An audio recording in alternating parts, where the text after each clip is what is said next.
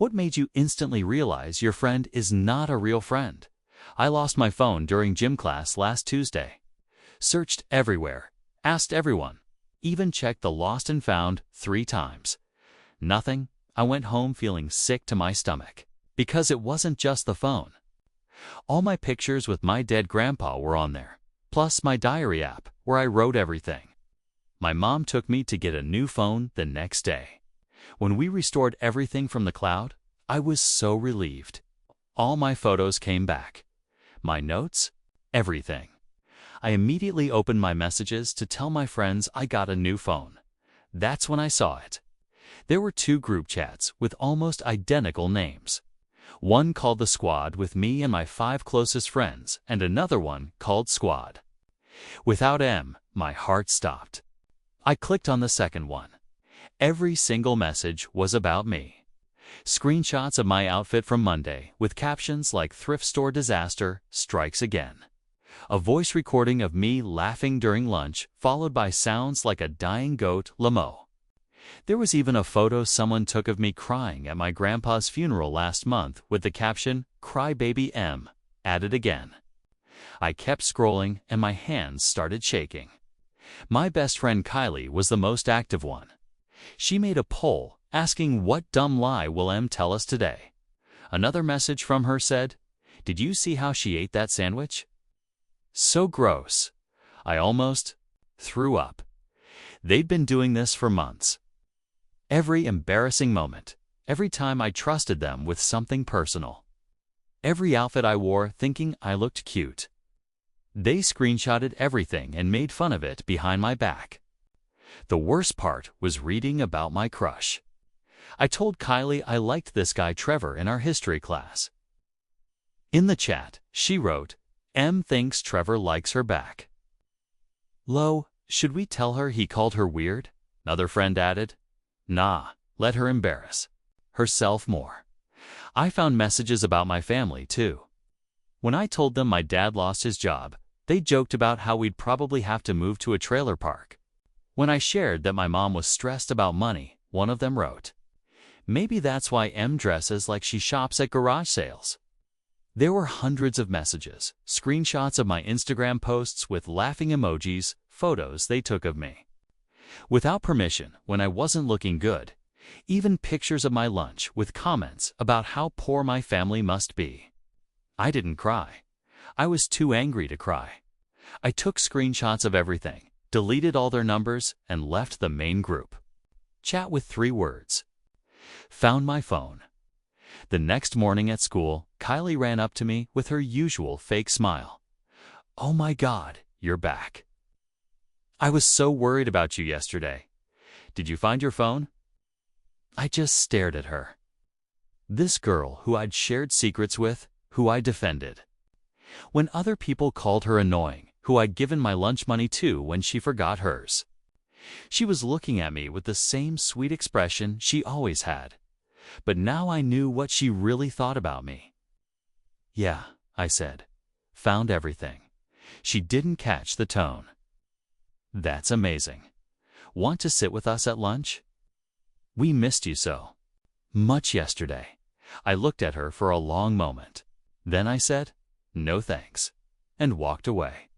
She called after me asking what was wrong, but I kept walking. During lunch, I sat alone for the first time in 2 years. I saw them at our usual table, looking confused and whispering. Kylie kept glancing over at me. I pulled out my phone and scrolled through the screenshots again, just to remind myself this was real. After school, 3 of them cornered me at my locker. "What's wrong with you today?" one asked. "Why are you being so weird?" I almost laughed. They were calling me weird when they'd literally been calling me weird behind my back for months. "Nothing's wrong," I said, shoving books into my backpack. Just realized some things about friendship. Kylie grabbed my arm. "Em, you're scaring us. What happened? Did someone say something mean to you?" "Because you know we'd never let anyone hurt you." That's when I pulled out my phone and showed her the screenshot of her calling me a dying goat. Her face went completely white. "Where did you get that?" she whispered. My phone backs up everything. I said loud enough for all of them to hear, including group chats.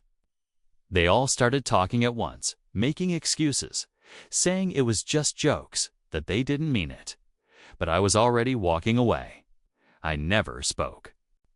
To any of them, I lost my phone during gym class last Tuesday. I searched everywhere. Under the bleachers, in the locker room, even in the trash cans, hoping maybe someone had tossed it. I asked everyone in my class. Nothing. By the time I got home, I felt sick to my stomach. It wasn't just about losing a phone.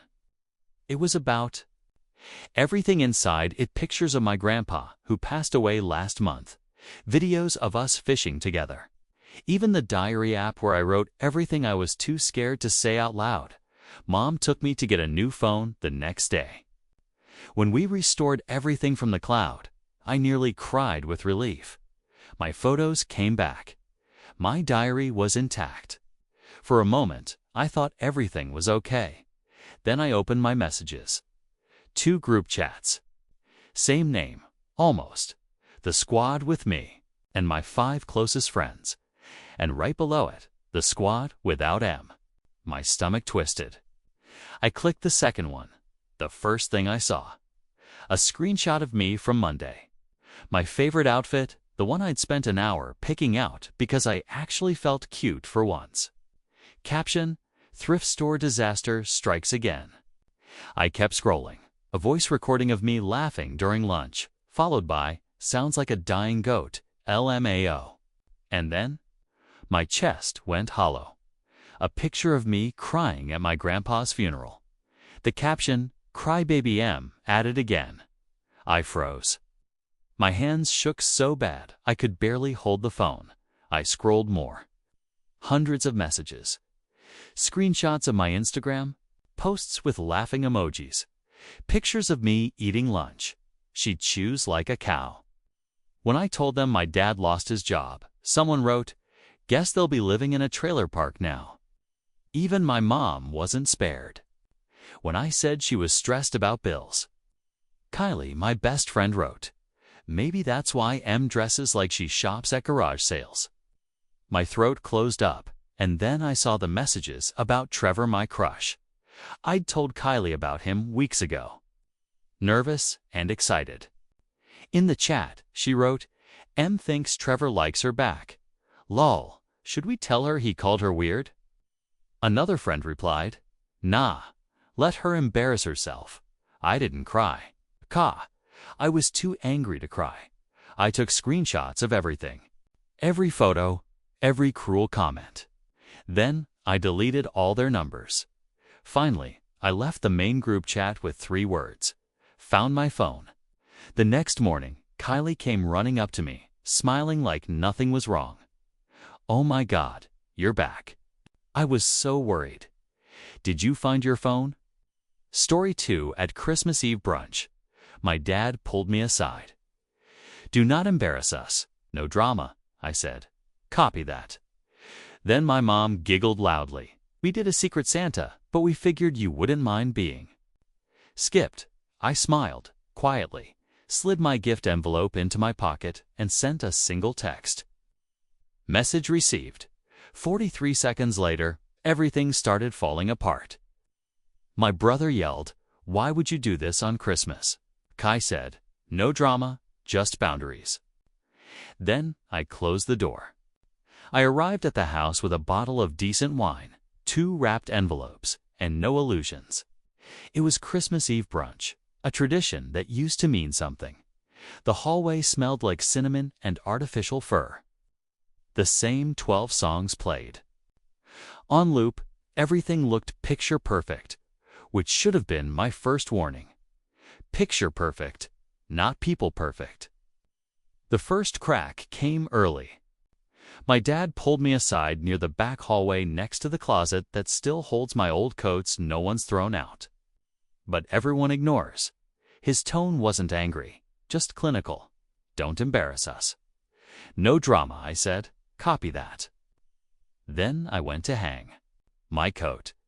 That's when my mom saw me, smiled like she just remembered I exist, and said loud enough for the table to hear, We did a Secret Santa, but we figured you wouldn't mind being skipped. It landed soft, like a punch with a pillowcase. Everyone giggled, even my niece, who's too young to understand what that meant.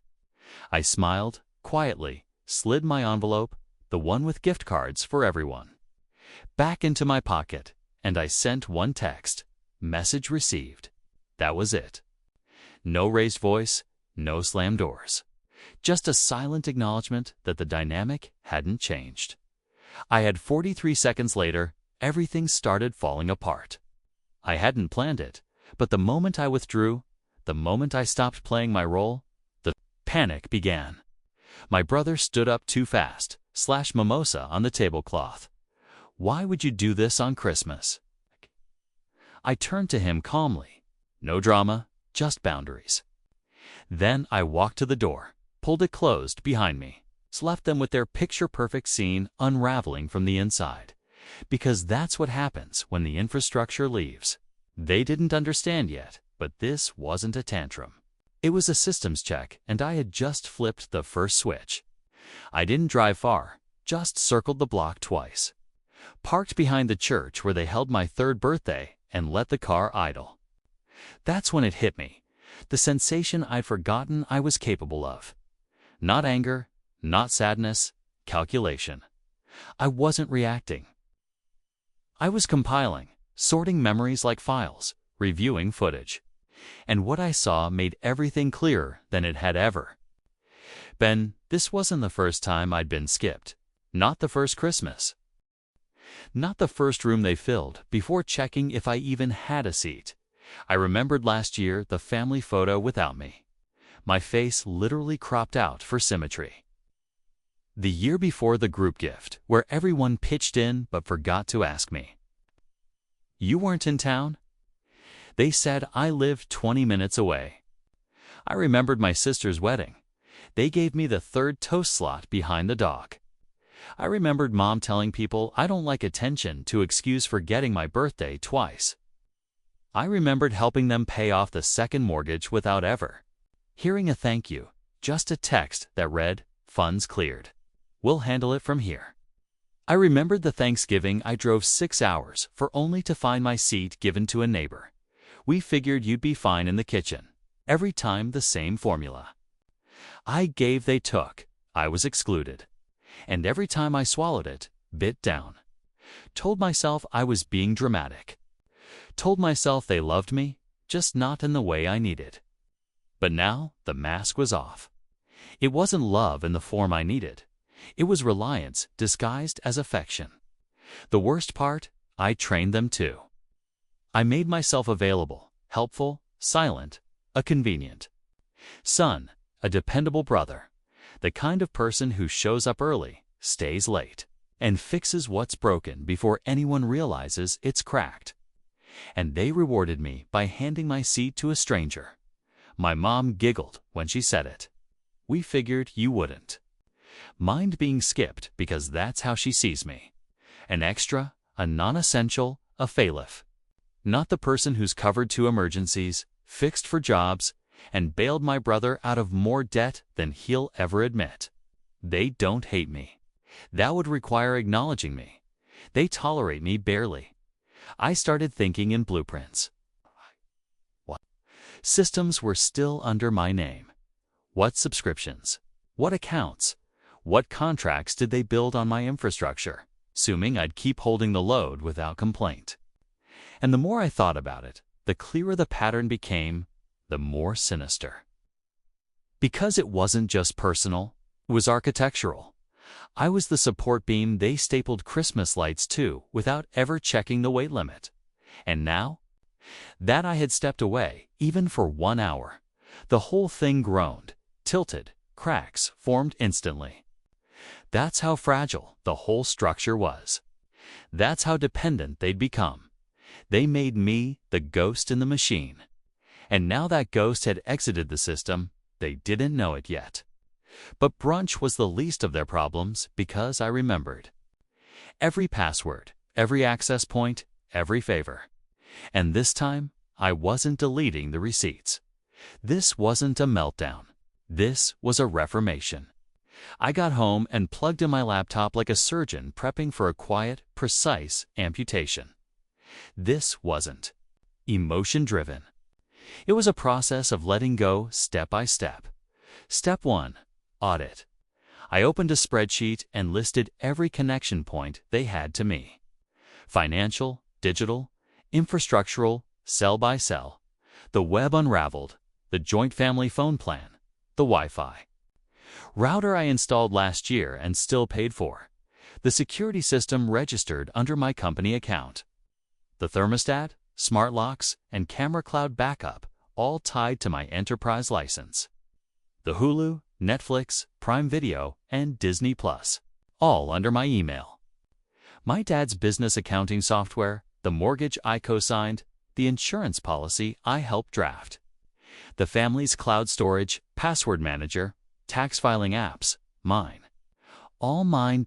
And sitting atop that list like a ticking warhead, the trust fund I created for emergencies. A trust fund they didn't even know I could freeze with one notarized email. Step 2. Dismantle. At 5:12 p.m., I revoked access to all streaming platforms. Every profile gone, the one labeled Dad Big Guy disappeared mid-MOV at 5:30. I logged into the cloud license dashboard, suspended the device access for all home automation tied to my account. The cameras blinked out. The smart lock defaulted to manual. The thermostat flashed error. At 602, I accessed the company admin panel for their accounting software. It's the same one I'd installed 5 years ago as a favor and maintained ever since. Deactivated the license, logged out all sessions, left. A polite note on the dashboard. This service was maintained at no cost. Effective immediately, access has been revoked. At 6:34, I submitted the paperwork to remove myself as co-signer from the mortgage refinance. Triggered a revaluation. Without my credit, the rate would spike. I attached all relevant documentation and marked it urgent. At 651, I notified my insurance advisor to remove them as beneficiaries from any private plans, just in case. At 7:10, I dialed the number of a firm I used to subcontract to, an expensive, meticulous enterprise that handles legacy system. Replacements for unprepared businesses told them to expect a call from my dad within 48 hours. Told them to bill full rate. No discounts, no sympathy. Then I sat back and waited. By 8:03 p.m., the notification started first from my sister. Why can't I access the thermostat? I didn't respond. Then from Mom. Did you change the Wi-Fi password? Netflix isn't working. Did something happen to the camera app? I watched the messages pile up. Silent. At 8:27, my dad called. I let it ring. At 8:31, he texted. This is childish. That made me laugh. By 9:02, my phone buzzed with a voicemail from the mortgage lender. They were concerned about the refinance, asked if I could call back. I didn't. At 9:17 p.m., the Netflix family thread erupted in panic. Did we get hacked? Is the account down? Whose login works? I replied once. Just once. I stepped away just as you preferred. That was it. No emoji, no explanation. Then I shut off the phone, but I wasn't done. I opened my business client dashboard, found 2 legacy clients, my parents' friend's dental practice and my uncle's side. Business both were under my enterprise licenses. Both hosted on my infrastructure. Service access was formally concluded. I left another message in their dashboards. This service was provided under a familiar courtesy. Access was provided as a personal favor. That arrangement has now ended. By morning, I had 7 voicemails, 12 missed calls for emails, and 1 group text that read, "Why are you doing this? It's Christmas, because it's Christmas. 'Cause." I brought an envelope with gift cards, and you brought a public reminder that I don't count. Because you wanted a silent benefactor, and you got one until now. The final move came at 11:03 a.m. I visited the notary. Froze the trust, locked it, no disbursements, no exceptions. Not without a hearing. They would have to fight in court to access the emergency fund I created for them. And that's when the real panic began. By lunchtime, the cousin group chat was swarming. "Why is your dad freaking out?" Aunt Linda said, "The whole house is cold and dark." "Did you cut off their internet?" I said, "Nothing." At 1:04 p.m., I received a single message from my mother. "You're destroying the family." I almost responded, "No, I'm just not funding it." But I didn't. I archived it instead because this wasn't destruction. This was preservation. For the first time, I was preserving something myself. They didn't call for 2 days. No screams, no threats, no passive-aggressive paragraphs from my sister. Just a silence so loud it buzzed. Then 6:14 a.m. third morning, a knock on my apartment door. I didn't answer. Another knock. Louder, impatient, then a voice. My mother's, "We need to talk now." I stood behind the door and let her say every line she had prepared. She wasn't there to apologize. She was there to reclaim control. And when I didn't respond, she dialed her phone right there in the hallway. My voicemail lit up. "You've gone too far. You've hurt your father. Your brother is distraught. Do you even care what you've done to this family?" I didn't respond. 5 minutes later, another knock. This time, my sister, she shouted through the door. "You're blowing up Christmas because you can't handle being background noise for once." I smiled. Because that's what this was, wasn't it? Background noise. I was the static in their holiday. Tolerated, never celebrated. I listened as she ranted, then stomped away. Probably to compose a message for the family threat. Sure enough, 20 minutes. Later, group chat lit up. "Dad, this isn't how adults behave. Mom, we raised you better than this. Sister, you're acting like a sociopath. We're family." Family. Then came the guilt barrage. "You've always been different. We tried our best. You're punishing us for things that weren't even intentional." I stared at those words. Weren't even intentional. Like, that excused it. Like, not meaning to cut someone with a knife made the bleeding irrelevant. At 8:47 a.m., my uncle, the same man who used to pat me on the head and say, "Atta boy," after I fixed his Wi-Fi, sent this gem. "Whatever grudge you're holding, you're taking it too far. Your mother's been crying for 2 days." The next message from my dad didn't even try to hide it. "Turn the system back on. This is simply a final decision I've made for my own peace." I laughed out loud. Not because it was funny, but because he still thought I was code, a switch he could flip. They didn't get it. They thought this was emotional, a tantrum, a meltdown. They didn't understand this wasn't anger. It was quiet resolution, because I hadn't just walked away. I'd severed every invisible thread that tied them to my silence. And now they were falling. By noon, they started calling other people. My best friend got a Facebook message from my mom. "Do you know what's wrong with him? He's not well. Please talk to him." My ex got a text from my sister. "I know you don't talk anymore, but please, he's spiraling." They were painting me as unstable, dangerous, because the son, who always said yes, had said nothing instead. And in their minds, silence was violence. At 3:14 p.m., another knock on the door. This time, it was my aunt, the one who always wore guilt like a designer scarf. She brought a casserole, didn't even try to hide the manipulation. "We don't know what's going on," she said. "But this isn't you." She said it like a prayer. Like if. She repeated it enough. I'd open the door and everything would snap back to the old rhythm. But I wasn't interested in rhythm. I was interested in distance. And by the time she left the dish on the doorstep and drove away, the panic had turned. By 5 p.m., It wasn't about concern anymore. It was retaliation. A message from Dad. You're not the only one who knows how to play hardball. A cryptic post from my sister. Some people act like victims while quietly causing harm and play victim. Just remember that.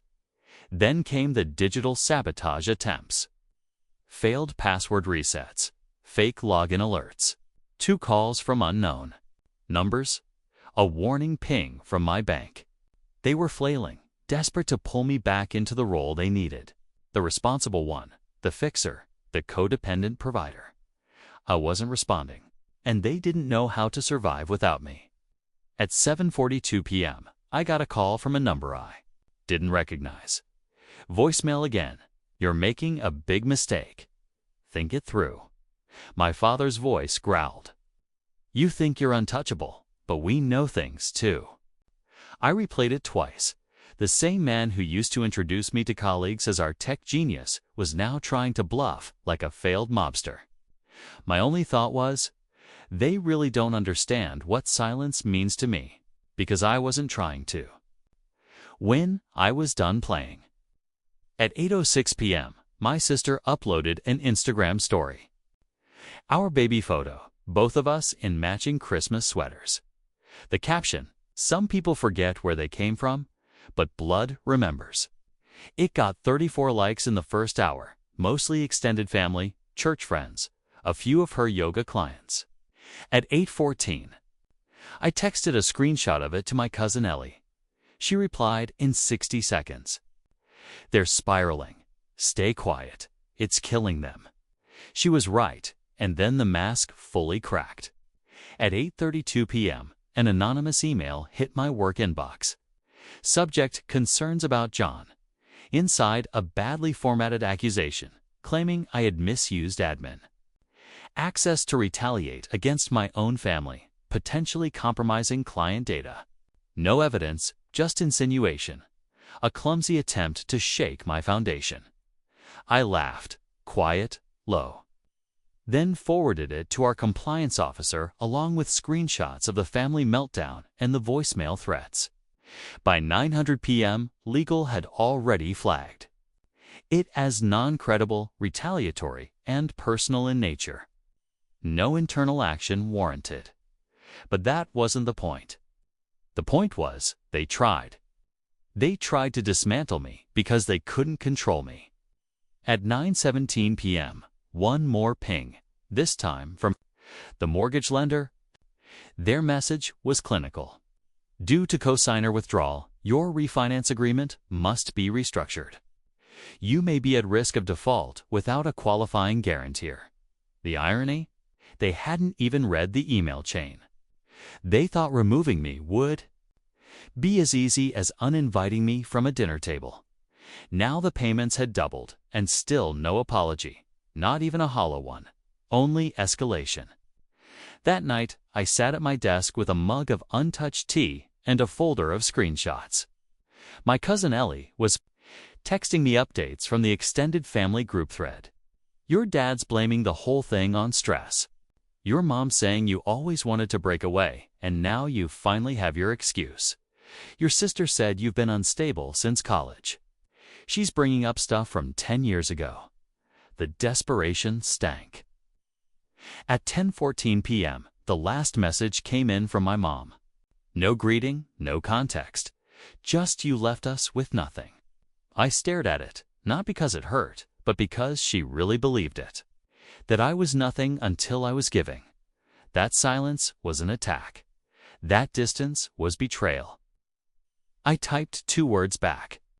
I simply stepped away from what wasn't mine to carry anymore. Then I blocked her. Not out of rage. Not to make a statement, but because she'd said the one thing that proved everything I needed to know. She didn't miss me. She missed the system I provided. The buffer, the bailouts, the bandwidth. They didn't lose me as a person, just the stability I used to provide. And now, for the first time, they had to sit in a house they couldn't heat, with locks they couldn't reset, a loan they couldn't carry, and a legacy they couldn't spin. And I finally had peace. not the fragile fake kind wrapped in family photos and gaslit forgiveness, but real, irreversible peace. The kind you only get when you stop fixing what was designed to fail. It started with one upload. No caption, no. Hashtags, no plea for validation, just a screenshot from mom. You left us with nothing, no commentary, no filter, just the raw data. Then in sequence, a carousel of facts. Frame 1, the mortgage restructure email. Frame 2, the streaming service cancellation notices. All 4, you've been removed from this account. Frame 3, the thermostat error screen glowing blue and locked. Frame 4, voicemail transcript. You've gone too far. You've hurt your father. Your brother is distraught. Do you even care what you've done to this family? Frame 5, my reply from Christmas Eve. Message received. No emojis, no threats, just documentation. I posted it to a private feed shared with 24 trusted people, colleagues, business partners, cousins. One reporter I knew from a startup launch years ago, and my lawyer. Within the first 30 minutes, 4 people had reshared it to locked forums. By morning, I had 9 DMs. Most were some variation of, wait, you paid for everything? That explains why nothing ever added up. They made it sound like you'd lost your mind. By noon, my cousin Ellie sent me a screenshot from the extended family. Thread, my sister was panicking. He's trying to ruin our name. This is cyberbullying. We didn't do anything wrong. That last one made me pause because that was the problem, wasn't it? In their world, taking from me wasn't wrong. Using me wasn't cruel. It was convenient.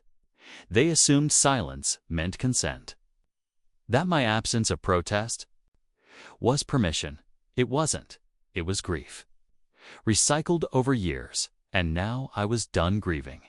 Now I was archiving. My cousin Caleb messaged next.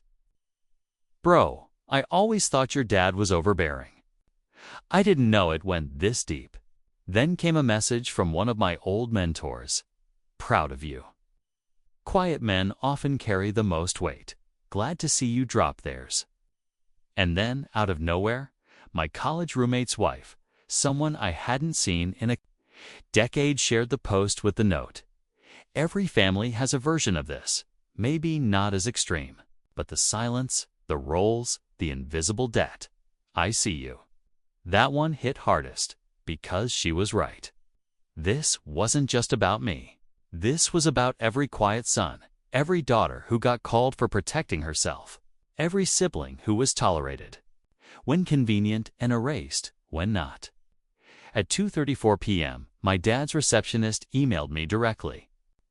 Hi, sorry to reach out like this, but we can't access the firm's files. No one knows the admin passwords. Mr. Harris said, you set up the system. I responded, correct. I also funded it. As of this week, courtesy has expired. She replied once. Understood, but I heard through Ellie that my father was livid. Apparently, he flipped a table during an all-hands meeting and shouted something about ungrateful children and betrayal. He didn't mention the unpaid licenses or the fact that the entire server stack ran through my business account, or the years I patched, upgraded, and secured everything for free. At 5:01 p.m., my mom posted a message on Facebook. Family is hard. The holidays are emotional, but forgiveness is sacred. We choose love. Hundreds of likes, heart emojis, comments from church friends and old neighbors. But the first comment beneath it was the earthquake from Grandpa Joe. You ignored him until he left. Now you want what he gave. You don't miss your son. You missed the system. Sit with that. It got more likes than her post in less than an hour. And then the message requests started flowing in from people I didn't expect. My high school English teacher, a former client, who'd been referred to my parents' firm. A neighbor who used to wave but never speak. Each one said some version of, I saw, I believe you, thank you. By 6:40 p.m., I was no longer a whisper. I was the shift. At 7:00 p.m., my company's internal Slack lit up. A teammate linked the thread and said, "Hey, I think this is John's family. If so, oh God, absolute masterclass and boundaries." Another replied, "Can we promote him again just for this?" I didn't say anything. Didn't need to. I was no longer the ghost in their machine. I was now a mirror they couldn't look away from. At 9:17 p.m., one more thing happened. A journalist I'd worked with years ago at a tech ethics panel messaged me. Saw the thread. It's blowing up in closed circles. People want to talk to you, but I won't publish a word unless you say so. I thanked her, said no for now, because this wasn't about revenge. This was about the quiet reckoning that happens when the infrastructure collapses. Not with a bang, but with the simple decision, no more. They built a lie. All I did was show the receipts. And for once, they couldn't say I overreacted because I didn't react at all. I stared at her. This girl who I stayed up late FaceTiming with when she cried over boys. Who I gave my lunch money to when she forgot hers. Who I defended when people called her annoying. Yeah, I said flatly. I found everything. She didn't catch it. That's amazing. Sit with us at lunch. We missed you so much yesterday. I just looked at her, then said, no thanks, and walked away. Lunch was the worst. I sat alone for the first time in 2 years. Across the cafeteria, I saw them whispering and glancing at me. Kylie looked nervous. I pulled out my phone and scrolled through the screenshots again. Just to remind myself I wasn't imagining it. After school, 3 of them cornered me at my locker. "What's wrong with you?" one asked. "Why are you being so weird?" Weird. The word they'd used behind my back for months. "Nothing's wrong," I said coldly, shoving books into my backpack. I just realized what friendship actually means. Kylie grabbed my arm, panic flashing in her eyes. You're scaring us. Did someone say something? You know we'd never let anyone hurt you." That's when I laughed. Bitter and sharp. I pulled out my phone and showed her the screenshot of her calling me a dying goat. Her face drained of color. "Where did you get that?" she whispered. "My phone backs up everything," I said loud enough for all of them to hear. "Even the group chats you thought I'd never see." Silence, then excuses. "It was just jokes. We didn't mean it. You know we love you."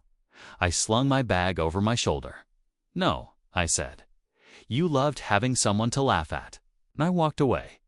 The following week was hell. Tried everything. Kylie sent me 47 texts. "Can we talk?" It was just teasing. Don't throw away years of friendship over this. The others cornered me between classes, saying I was overreacting or too sensitive. But I didn't break. Every night, I looked at those screenshots and reminded myself, these are not my friends. Then something unexpected happened. People noticed. Other classmates, people I barely talked to, started sitting with me at lunch. At first it was awkward, but they were kind. They didn't laugh at me when I dropped my tray or mispronounced a word in class. 2 weeks later, I blocked Kylie and every single one of them. Months passed. I started therapy. I joined the yearbook club, made new friends who didn't secretly hate me, smiled more. I felt lighter.